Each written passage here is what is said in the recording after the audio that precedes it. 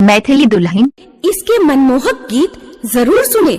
यदि अच्छा लगा तो चैनल सब्सक्राइब जरूर करें।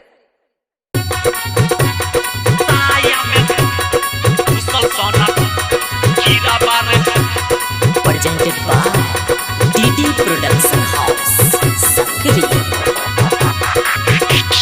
DJ सुमित सतीश रैना।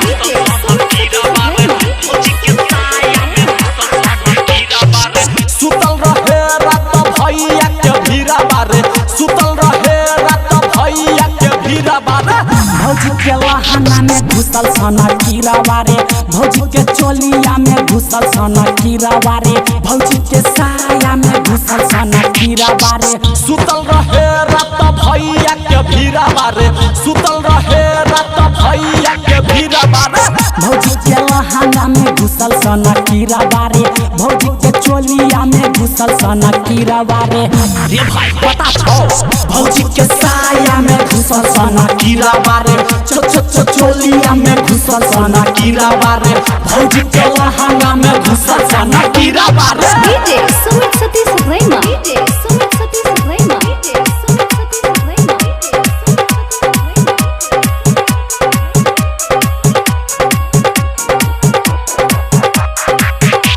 DJ सत्यम मदना बाजार।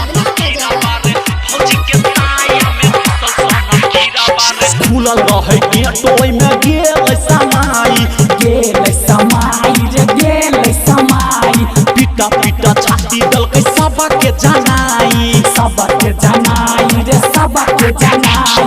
खुलल रहे गेटोय में गेल समाई, पिटा पिटा छाती दलकै सबके जनाई।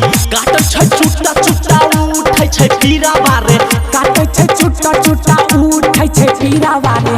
भौजी के लहंगा में घुसल सोना कीरा बारे, भौजी के चोलिया में घुसल सोना कीरा बारे।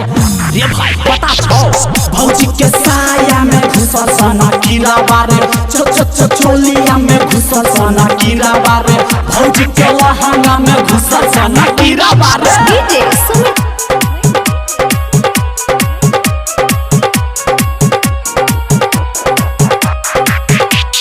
DJ सत्यम मदना बाजार।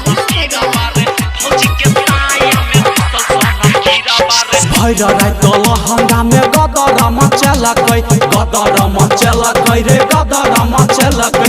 चढ़ल जवानी के खुमा जालू टालकै, माँ जालू टालकै रे माँ जालू टालकै।